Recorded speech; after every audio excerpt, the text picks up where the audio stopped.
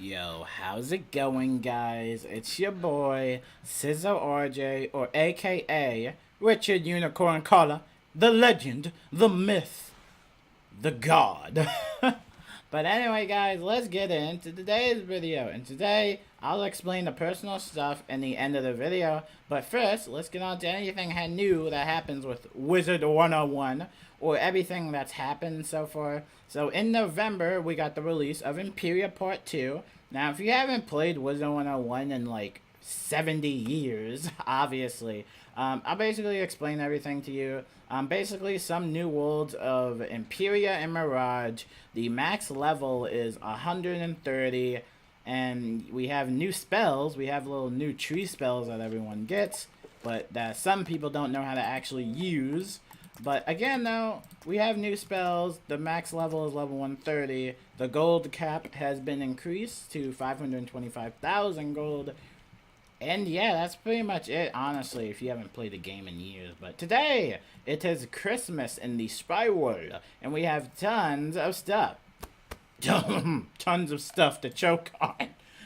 Anyway, we have the Winter Wonder Pack 2017, Winterland Pack, the Yuletide Pack, and I'm guessing since this is a 2017 edition, I'm guessing it's not in the 2018 edition, which I would like to see if they added new stuff in.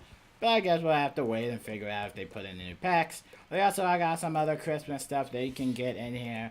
So, go spend some crowns, but save those crowns because of the crowns event. So, on the live stream, which they did like last Thursday, I believe, they did touch upon the $700 crown reward system. Basically, if you don't know what happened, it's actually probably best that you don't know, but I'll explain.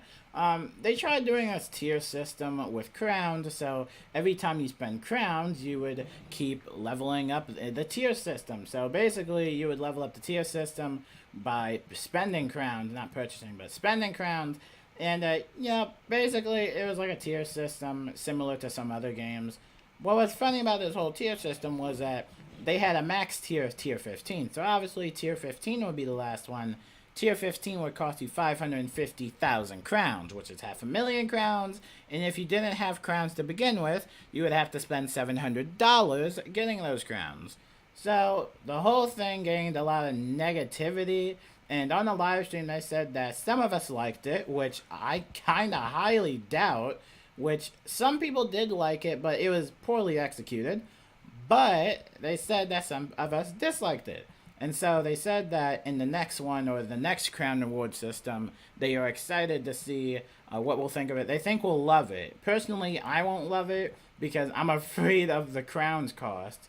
And even if it was a lowered amount, so let's say it's like 75,000 crowns, I probably still wouldn't do it because it's promoting that sense of high pay. I mean, if you look at my crowns right now, I only have 197 crowns. Like, if you look at my crowns right now, I literally don't have any crowns. So that's why I don't really do this crown reward system event, because I'm not really a crowns player, I'm a membership player. And I'm too lazy to buy crowns. Like, it's just like, I don't have money. And I don't really like the fact that they're kind of promoting the sense of high spend. That doesn't sit well. Alright, in no mind, I think kids should be spending money on virtual items. I've done it before, we've all done it before, but I don't know. For the Crown Reward system, I'll just leave it off of that. I don't approve of it, regardless if they drop the price down. Even if they do drop the price down, people will still continue to buy crowns for it. Moving on from all that, we do have the 12 Days of the Spiral coming on. 12 Days of the Spiral is basically this little calendar that they have. So they will basically have recent events and all that stuff, like membership benefits, some freebies, so please make sure that you get the freebies that they give out, like free codes, and some other cool stuff, basically. You have to follow them on Twitter, or you just go on their website and look at the calendar and take a screenshot. I'm really excited to see what they got for the 12 Days of the Spiral. I think it might be the same as last year's, honestly, but super excited to see what will happen. And yeah, 12 Days of the Spiral. We also have the Krampus. If you guys don't know, Krampus is a special limited time seasonal boss. Krampus basically, he's basically a skeleton key boss. Gold, stone, or wooden. If you're a level 2 and you want to do the gold skeleton key boss, you can go for it. However, you might get killed plenty of times. Krampus isn't really an easy dungeon unless you actually know what you're doing, just like every other single boss. Now, the drop rate for that is kind of a hit or miss, and, you know, if you miss, Krampus will hit you. Cringy as it may sound, you have the opportunity to get one of his wands, which aren't really that good stats-wise. They're not really decent. I actually have 4 Krampus wands. So the wands aren't really that decent, or you can get black coal if you've been naughty. So basically, you're kind of playing this wagering bet with, am I going to spend this gold skeleton key boss and waste it, or can I spend this gold skeleton key on something else that I may need? But moving on from that, you know, moving on from bosses, that's pretty much it from the Wizard101's perspective on thing. I wanted to get into detail about the Storm Titan. Storm Titan is probably comparable to Beastman Fight Club. Some people are saying that it's harder than Beastman Fight Club, which it isn't. It's really easy. But they're both considerably hard.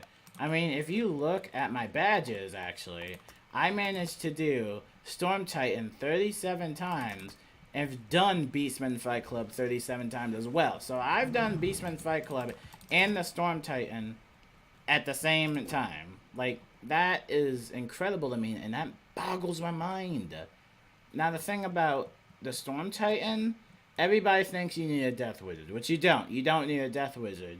You just need a god of life like me that can survive the swing, heal afterwards, or figure out a different loophole like shields or other weaknesses. But a lot of people think you need a Death Wizard in there, and even if you do have a Death Wizard in there, I've seen a large amount of Death Wizards that absolutely suck. Like, literally, I'm not afraid to say that some people that play this game suck. And I don't care if I'm being a bully about it. Y'all suck. I can say that because some of y'all are going in the battle with, like, a baby pet and the most stupidest gear you could ever imagine. And don't worry, don't worry. If you don't believe me, I will be making a rant video about the Storm Titan. Did I forget to mention that the drop rate for the Storm Titan is very poor? So don't expect anything cool.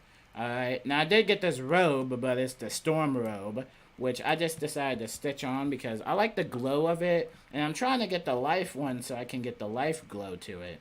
But again, the drop rates are poor.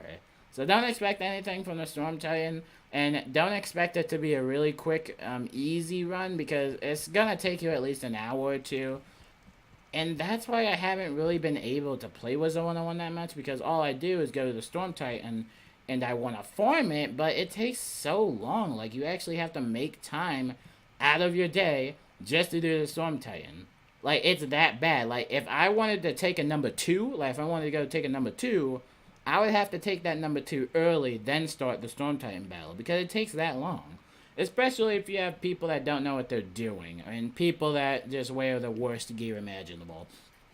You know, and it comes to this thing where, like, I did Beastman Cringe Club, which was an old series, but I decided to delete majority of the episodes, except for Salvis, because Salvis was funny. But, you know, I decided to delete that episode because, you know, it promoted a sense of, like, oh, I'm just sitting here roasting people's gear. Like, I feel like I'm just being a bully, but here I am again doing the Storm Titan.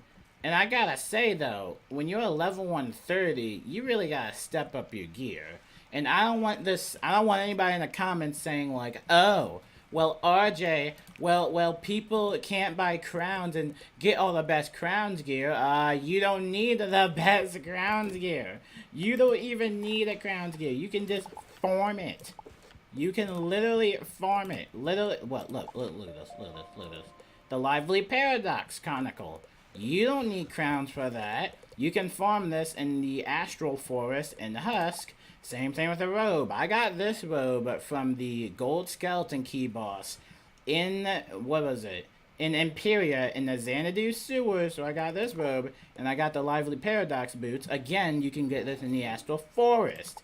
Again, I got the wand for the Lively Paradox one, and I got this from Organith, and I got this one from Rasputin, and I got this one from Aphrodite, which a lot of people don't know about because it's the Gold Skeleton Key Boss in Darkmoor. I got my pet, leveled up my pet. It doesn't really have any damage, obviously, because I don't like leveling up pets. But I got this pet, and I leveled it up, hatched with it. Didn't spend no crowns. Now, the mount, you know, I spent some of the crowns on the mount. But honestly, you really don't really need a mount unless it's like a 2% pip mount or something like that, or 2% damage or whatever. Again, for the deck, nothing. And my damage. The max damage is 118, which I can increase. I can actually increase that if I change this to the Alpha and Omega ring. I know there's probably another damage ring. You guys can roast me. I'm not really much of an attacker. 128 damage, 493 critical. So, decent critical, high damage. So, like, we go into the thing again where, like, 12? Wow, that's actually a lot of Shadow Pit bonus, actually. But going back into this, though, people are going into the battle with considerably bad gear. And I'm here to tell you that if you need help farming, then just go farm. Obviously, you can get this gear easily. But, again, though, like, I've seen people spending crowns on garbage gear, like the Dwarven gear. Like, why would you ever get the Dwarven gear? Like, you can get anything else with all those crowns. Instead, you get this Dwarven gear. And a lot of people wear it because, oh, it gives me health and it gives me resistance.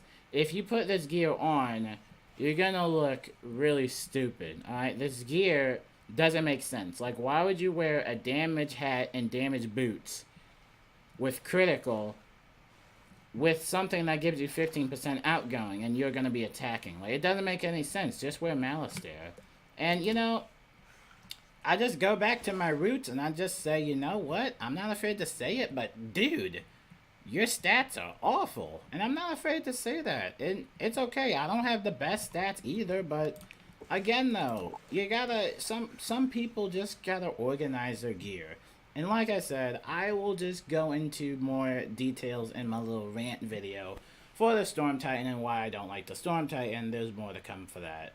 But moving on to my personal stuff, I will be busy in December. Please don't ask for a live stream because there won't be any live streams for a while because I am going to my mother's wedding in December and there are final exams that are coming up for most of the college students.